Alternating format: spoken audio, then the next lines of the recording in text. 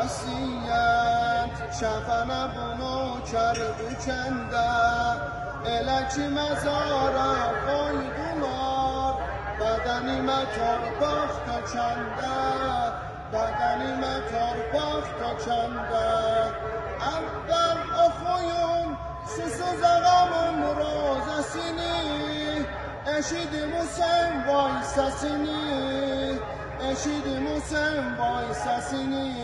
Bir az kəfənə qoyun ağamın türbətini, yadınıza salın qürbətini, yadınıza salın qürbətini.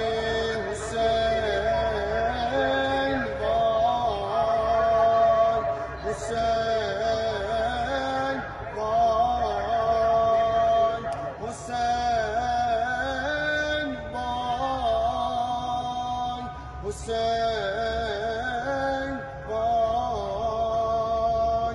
Başıma qara şal bağlayın, kəfənə baxıb din dağlayın, kəfəni olan köhnə əsir, yaralı Hüseynə ağlayın, yaralı Hüseynə ağlayın. Ərbab o gecə mənə ola mehman gələcək, yanıma Ləbədşan gələcək, tək qoymayacaq, bilirəm o gün nökərini, başıma çəkər əllərini, başıma çəkər əllərini.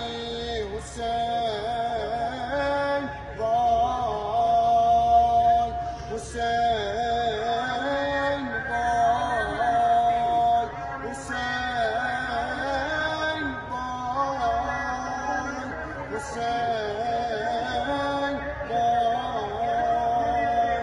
Başa çatıb ömrüm əzaya, gəlir ürəyim heynəvaya, kəfənim içində döndərin mənim üzümü Kərbəlaya, mənim üzümü Kərbəlaya.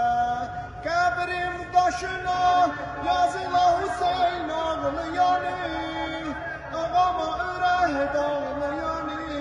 Qəbrimdə də mən qərib ağama ağlayaram, ağama əza saxlayaram, ağama əza saxlayaram. Hüseyin vay, Hüseyin vay, Hüseyin